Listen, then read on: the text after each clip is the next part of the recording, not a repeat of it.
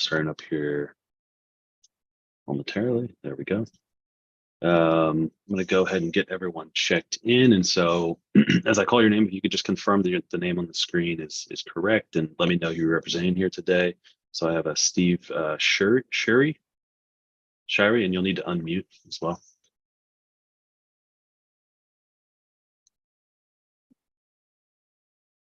Okay, yeah, Shirey. Hi, Steve. And who you're representing here today? Well, I'm a homeowner directly behind one of the properties. Okay, great. Welcome. I see we have Ken Oliver. Guessing you're with Oliver Architecture, is that right? Correct, Kevin Oliver. Kevin, Mm-hmm. My fault. All right, welcome, Kevin. Thank you. We also have Wes Munzel from the zoning department. Welcome, Wes. Good morning. Morning. All right. On the applicant side, are we expecting anyone else to join us here today? No, it'll be me representing the applicant. Okay, great. Let's go ahead and get started then. I need to read through our hearing script. This will basically just cover the procedure for the hearing, and then we'll jump into it. So this is the excuse me, August 2nd, 2023 session of the zoning hearing examiner docket. My name is David Sturkey. I'm the zoning hearing examiner for the city of Cincinnati, and I'll preside over this hearing. The case before us today is case number ZH20230116. The purpose of this hearing is to allow applicants and any potential opposing parties to testify and to offer and refute evidence and testimony. This hearing will follow the rules found in the zoning code and supplemental rules of the zoning hearing examiner. Did I just read that twice? Sorry. The hearing will proceed as follows. The applicant, the applicant's attorney, or the applicant's agent will first present the applicant's case. Anyone from the public will then have an opportunity to speak after the applicant has presented its case. If the applicant is represented by an attorney, the applicant's attorney may cross-examine any person who has testified at this hearing. I'll give our zoning plans examiner, Wes Munzel, an opportunity to provide any testimony in addition to his staff report. In the event that any party testifies or offers argument in opposition to this application, the applicant will then have an opportunity to respond to any of that testimony offered in opposition. And then finally, the applicant will have an opportunity to make any closing statements. So again, for our purposes here today, I'll give Mr. Oliver an opportunity to tell me about the project, the relief that he's requesting, and why he believes that that relief is appropriate for this property. I'll then go to Mr. Shirey to allow him to provide any testimony that he would like. That is, Mr. Shirey, if you would like to provide testimony, of course, you don't have to. If you're here to just observe, that's fine as well. I'll then allow Wes Munzel to provide any testimony in addition to his staff report. And then Mr. Oliver, I'll go back to you. You can respond to anything Mr. Shirey or Mr. Munzel has said. I'll have some questions along the way. You can make any closing statements, and then we will adjourn. After all presentations have been made, I will close the hearing. Decisions may be expected within 2 weeks. I may limit or exclude any testimony that I deem irrelevant or outside the scope of the application being considered. I may interrupt any speaker to ask questions or to make any comments. And in the event of any technical difficulties with the Zoom technology, I'll do my best to troubleshoot those on the fly, but to the extent there's some defect that prevents us from me fully going forward with this hearing, I may continue or postpone the hearing at my discretion. Okay, last thing I need to do here is just swear in all of our witnesses. So if you intend on providing any testimony here today, asking any questions, making any comments, really doing anything other than just strictly observing, then the zoning code requires that I swear you in. If you're not certain yet whether you're going to be testifying, I can always swear you in at a later time. But if you know you'd like to say something, I'm going to go ahead and collectively swear all of our witnesses in right now. So if you could make sure that you're off mute, I need everyone to raise their right hand. Do you solemnly swear the testimony you shall give will be the truth, the whole truth, and nothing but the truth? I do. Yes. I do. Okay, great. Thanks, everyone. Mr. Oliver, are you ready to proceed? Yes. Would you like to do both addresses at the same time? Is there a procedural reason to do them separately? So let me just double check. I believe that is how we have this scheduled. Yes, and so just for the record, we are here on ZH20230116 and ZH20230117. That is 3944 Edwards and 3950 Edwards. So yes, go ahead and you can go ahead and present those together. Okay. But just try to keep in mind that there'll be a record of this hearing, and so as you're talking about an individual property, if you could just call that out as you're mentioning individual details. Okay. Does that make sense? Do that. Yep, that makes sense. If anybody needs clarification as I go. Yeah. Try not to conflate the two too much. Yeah. Okay. So thanks for everyone's time. The proposed variance we're requesting is for an 8-foot fence instead of the 6-foot height fence requirement per the zoning ordinance. So the fence is for a secured delivery area for deliveries of products to new medical marijuana dispensaries within an existing building in each address. They're both existing buildings that the dispensary is renovating and being placed within. So the fences are at the rear of the parcel, behind the building, and are, that area is consistent with the other development pattern along the street, where those rear areas are more utilitarian in nature, parking in nature, with the street frontage being storefront, drive, sidewalk, streetscape. So in each case, for 3944 and 3950, the fence will be approximately 130 feet away from the pedestrian way. So it doesn't encroach on the pedestrian way, doesn't impact it, and it sits behind the building at each of the addresses, so that the one-story building, is taller than the fence proposed structure at 8 feet. There is existing vegetation at the rear of our properties and existing fencing that separates us from the parcels to the east in both instances. And so the height of the fence is a requirement from the Ohio Board of Pharmacy, who regulates these dispensaries. They want to ensure that the delivery of products is done in a secure manner consistent with their requirements. They require the 8 feet. They require it to be monitored by camera. All of that is per their requirements. And the deliveries are periodic. I don't have an exact delivery schedule into that area, but they're by van or by car. Nothing larger than that comes through there. So we propose that this 8-foot height is consistent with where it's located on the site. Security requirements per the Board of Pharmacy doesn't detract from the public streetscape, and would benefit the area, help us operate these dispensaries in a consistent, safe manner, and provide approximately 20 jobs per dispensary in each of these locations, 3944 and 3950. Got it. Okay, so it sounds like the main two reasons for the additional 2 feet of fencing is, or 2 feet tall, 2 feet higher fencing, is security and to conform with state requirements for cannabis dispensaries to have proper security and 8-foot tall fencing. Correct. Got it. Okay. And what? Sorry if I missed this, but the fence itself, will it be similar to what is currently? No, sorry. It'll be, what's currently up is a wood board fence, vertical slab. We're proposing chain link with vinyl privacy slab. Okay. So will the wood fence be coming down? No, it'll remain. Okay.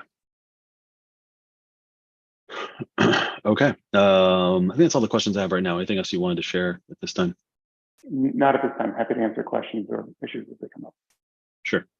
Okay. Going to go over Mr. Shuri. Is there anything you wanted to say in regards to this, or any questions? I do have some questions. Yes. Sure. Go ahead. I guess the primary question is based upon what the gentleman just said. it sounds like this fence would then go inside or to their side of the existing fence. Is that correct? Yes. Am I allowed to respond directly?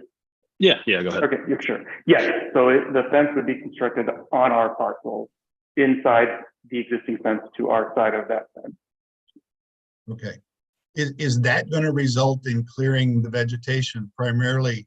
And unfortunately, I'm not sure which address it is, but there is a freestanding building that has parking on both sides, and there's a rather large tree there that provides a lot of shade to our yard. And we were just kind of curious if that was going to be lost or what would happen with that. No, there's no plan to remove that tree. Okay. Yeah, we're not removing the tree. I suspect that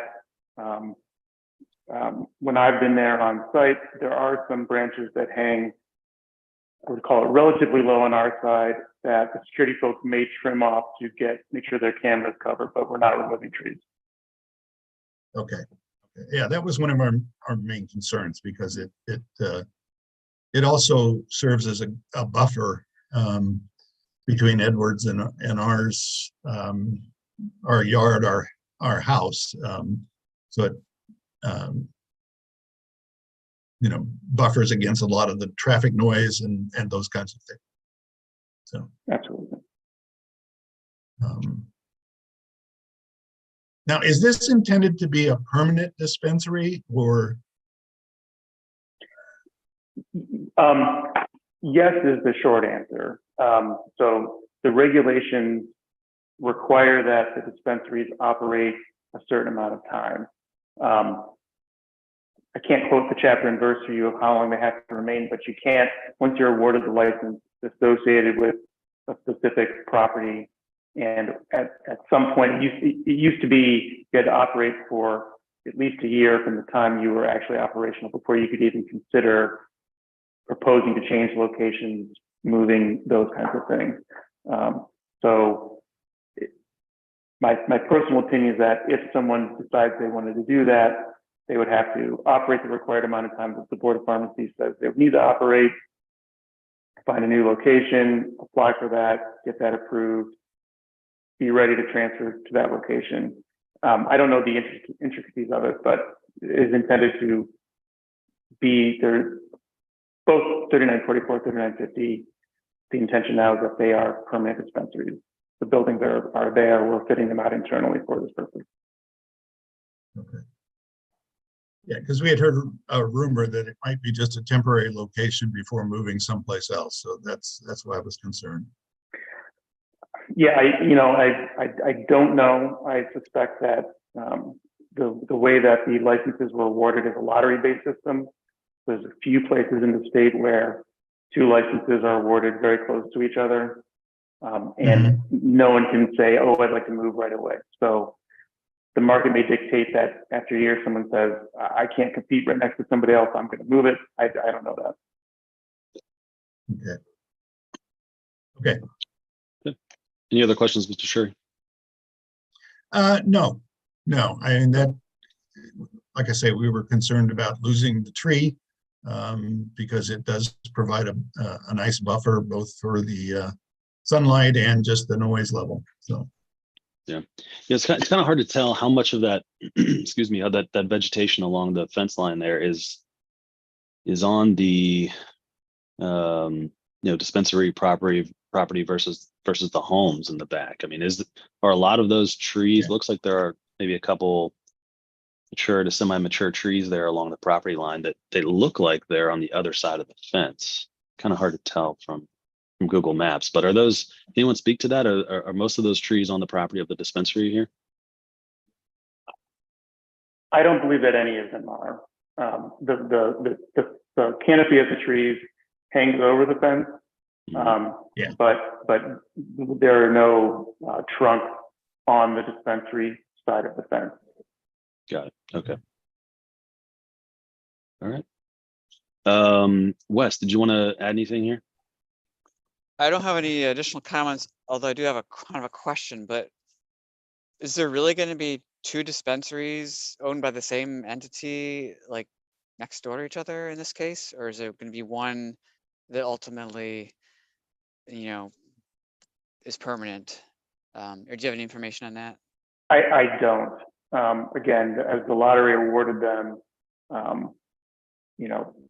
they have to operate in that location. If I had more insight into the operations, I could fill you in. I don't know if one's going to operate as kind of a more retail establishment, and the other one is, pre-ordering and coming and picking up. That I don't have real insight onto. Yeah, I don't have any additional questions. Thanks. Okay. All right, great. I have the Mr. same Al- question though. Yeah. I Sorry. assumed one was going to be more for inventory and one was going to be more for retail, but is that you don't know anything I more about don't. that? Yeah, I don't know, and yeah, everybody runs them differently. I don't. Not quite in the loop on the exact operations of these. Gotcha. Two But days. you do know that each of the buildings and the associated fencing on the parcels needs to have the 8 foot high fencing in order to comply with state regs. Correct. For the state regs, operationally, they can't say, "Oh, we're going to treat these as working together." They have to treat them as separate entities. So they both need to meet that requirement. Gotcha. Okay. All right. Great. Well, anything else, Mr. Oliver, in closing or otherwise before we adjourn here today? No, thank you. Okay.